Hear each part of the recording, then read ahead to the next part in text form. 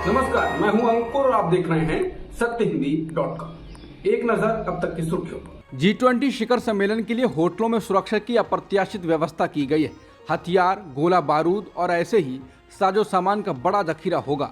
एक शस्त्रागार की तरह गोलियों के अलावा इन शस्त्रागारों में सैनिकों के लिए भरी हुई मैगजीन, चिकित्सा आपूर्ति, स्टन और smoke grenade, wireless set charger, यहाँ तक कि बैकअप हथियार भी होंगे। इतना बड़ा जखीरा होगा कि आतंकवादी हमले की स्थिति में भी हथियार, गोला बारूद कम ना पड़े। सवाल है कि आखिर इतनी बड़ी तैयारी क्यों? दरअसल ये तैयारी है G20 शिखर सम्मेलन के लिए। एक मीडिया रिपोर्ट के अनुसार G20 शिखर सम्मेलन के दौरान आतंकवादी हमले की स्थिति में गोला बारूद की किसी भी कमी से बचने के लिए खुफिया एजेंसियों ने शहर के होटलों में विशेष शस्त्रागार स्थापित किए हैं। इससे कमांडो को ऑपरेशन के दौरान गोलियों और अन्य साजो सामान की निर्बाध आपूर्ति हो सकेगी। तमिलनाडु के मुख्यमंत्री M.K. स्टालिन ने गुरुवार को अपने बेटे उदयनिधि स्टालिन का बचाव करते हुए कहा कि उन्होंने सनातन धर्म के भेदभावपूर्ण सिद्धांतों के बारे में अपने विचार व्यक्त किए और उनका इरादा किसी भी धर्म या मान्यताओं को ठेस पहुंचाने का नहीं था। हालांकि ये भाजपा समर्थक ताकतें थीं जिन्होंने झूठी कहानी बुनी। उन्होंने अफसोस जताया। उदयनिधि ने सनातन सिद्धांतों पर अपने विचार व्यक्त किए जो अनुसूचित जातियों, जनजातियों और महिलाओं के खिलाफ भेदभाव करते हैं। उनका किसी भी धर्म या धार्मिक मान्यताओं को ठेस पहुंचाने का कोई इरादा नहीं था। स्टालिन ने एक बयान में कहा, भाजपा समर्थक ताकतें दमनकारी सिद्धांतों के खिलाफ उनके रुख को बर्दाश्त करने में असमर्थ हैं और उन्होंने एक झूठी कहानी फैलाई है जिसमें आरोप लगाया गया है कि उदयनिधि ने सनातन विचारों वाले लोगों को खत्म करने या नरसंहार का आह्वान किया था। लेकिन उदयनिधि ने कभी भी तमिल या अंग्रेजी में नरसंहार शब्द का इस्तेमाल नहीं किया। फिर भी ऐसा दावा करते हुए झूठ फैलाया गया। एक और जहां इंडिया गठबंधन उदयनिधि के बयान से उबर ही रही थी, अब डीएमके मंत्री ए राजा ने परेशानी बढ़ा दी है। ए राजा ने कहा है कि सनातन पर उदयनिधि का रुख काफी नरम था। उन्होंने कहा कि एक समय पर कुष्ठ रोगों को सामाजिक अपमान के रूप में देखा गया और अब HIV को उसी रूप में देखा जा रहा है। हमारे अनुसार हमें सनातन धर्म को एक ऐसी बीमारी के रूप में देखना होगा जिसे कुष्ठ रोग और HIV की तरह सामाजिक कलंक के रूप में देखा जाता है। डीएमके नेताओं की ओर से आते इन बयानों की वजह से विपक्षी दलों के गठबंधन इंडिया में असहजता की स्थिति पैदा हो रही है। बीजेपी नेता अमित मालवीय ने गुरुवार दोपहर डीएमके मंत्री ए राजा पर सनातन धर्म का अपमान करने का आरोप लगाया और कहा कि यह स्पष्ट रूप से नफरती भाषण है जिसमें भारत की 80% जनता को निशाना बनाया गया है। ये कांग्रेस के नेतृत्व वाले इंडिया गठबंधन का असली चरित्र है जिसे लगता है कि हिंदुओं का अपमान करके ही चुनाव जीते जा सकते हैं। क्या मुंबई की बैठक में यही तय किया गया था? ए राजा के बयान के बाद अब कांग्रेस उनके बयानों से दूरी बनाने की कोशिश कर रही है। कांग्रेस पार्टी ने कहा है कि ये सर्वधर्म समभाव में विश्वास करती है जिसमें कोई भी किसी विशेष धर्म को किसी अन्य धर्म से कम नहीं मान सकता है। कांग्रेस इनमें से किसी भी टिप्पणी में विश्वास नहीं करती है। पवन खेड़ा ने कहा कि संविधान भी इसकी इजाज़त नहीं देता। खेड़ा ने यह भी कहा कि इंडिया गठबंधन के सभी दल सभी धर्मों का सम्मान करते हैं। दरअसल 28 दलों वाले विपक्षी गठबंधन इंडिया का हिस्सा कांग्रेस और डीएमके भी हैं। हालांकि अब तक राहुल गांधी की ओर से इस तरह के बयानों पर किसी तरह की प्रतिक्रिया नहीं आई है। वो इन दिनों यूरोप के दौरे पर हैं। सनातन धर्म पर उदयनिधि स्टालिन के विवादास्पद बयान पर अब तक कोई प्रतिक्रिया न देने के लिए बीजेपी ने नीतीश कुमार और लालू प्रसाद यादव पर तंज कसा है। पूर्व केंद्रीय मंत्री रविशंकर प्रसाद ने कहा है कि नीतीश जी बहुत खामोश हो जाते हैं, कुछ परेशान भी दिखते हैं। क्या बात है, लालू जी का दबाव बहुत बढ़ रहा है। रविशंकर प्रसाद ने कहा कि लालू जी का दर्द बहुत सीधा है कि बेटों को मुख्यमंत्री बनाओगे। नीतीश कुमार का दर्द है कि पीएम पद की कोई गुंजाइश नहीं दिख रही तो सीएम पद क्यों छोड़ूं। केंद्रीय मंत्री गिरिराज सिंह ने कहा, उदयनिधि स्टालिन का बयान आए 5 दिन हो गए। राहुल गांधी, नीतीश कुमार और लालू प्रसाद यादव की जबान बंद है। वो अपने जबान कब खोलेंगे? क्या सनातन को खत्म किए बिना नहीं खोलेंगे? उन्होंने स्टालिन के बयान के लिए इंडिया गठबंधन के इन साथी नेताओं से माफ़ी मांगने को कहा है। गिरिराज ने कहा, अगर ये माफ़ी नहीं मांगेंगे तो देश का सनातन, बिहार का सनातन एक एक पाई का हिसाब लेगा। आज एक और जहां ये कहा जा रहा है कि बीजेपी इंडिया नाम को हटाकर भारत करना चाह रही है। हालांकि यही बीजेपी जिसने 2004 में यूपी विधानसभा में तत्कालीन मुख्यमंत्री मुलायम सिंह यादव के उस प्रस्ताव का विरोध किया जिसमें इंडिया का नाम बदलकर भारत करने की बात कही गई थी। भाजपा ने प्रस्ताव रखते ही यूपी विधानसभा से वॉकआउट कर दिया। मिंट की एक रिपोर्ट में बताया गया है कि 2004 में मुलायम सिंह यादव की कैबिनेट ने एक प्रस्ताव पारित किया कि संविधान में संशोधन करके इंडिया दैट इज भारत के बजाय भारत दैट इज इंडिया लिखा जाना चाहिए।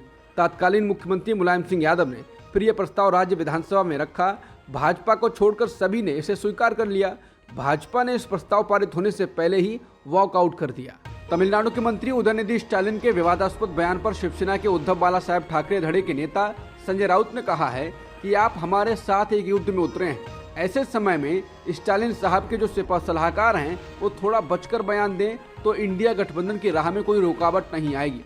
उन्होंने कहा कि इस देश में लगभग 90 करोड़ हिंदू रहते हैं, उनकी आस्था है, मुसलमान रहते हैं, पारसी हैं, जैन हैं, लिंगायत समाज के लोग हैं, सभी की अपनी अपनी आस्था होती है।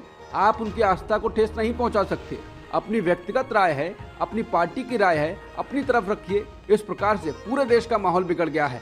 विपक्षी बीजेपी पर उन्होंने कहा, बीजेपी के हाथ में कोई ऐसा हथियार ना लगे जिसकी वजह से वो हम पर हमले करते रहें। जनसंघ के संस्थापक सदस्यों में शुमार रहे रघुनंदन शर्मा ने कहा है, ऐसा लग रहा है मध्य प्रदेश के नेताओं के साथ साथ केंद्रीय नेतृत्व ने हमें मृत मान लिया है।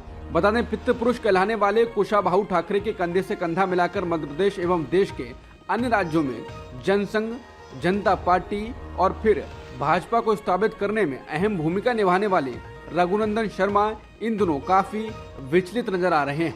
पार्टी में भगदड़, वरिष्ठ नेताओं की अनदेखी सहित तमाम मौजूदा हालातों को लेकर सत्य हिंदी ने उनसे बातचीत की।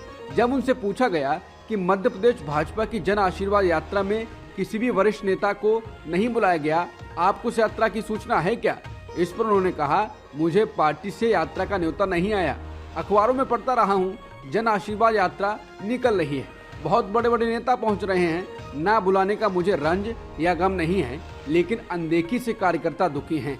उन्होंने तपे और मंजे हुए नेताओं की बेकदरी की वजह बताते हुए कहा कि मन में पीड़ा तो होती है, हम जिंदा हैं, मरे नहीं हैं।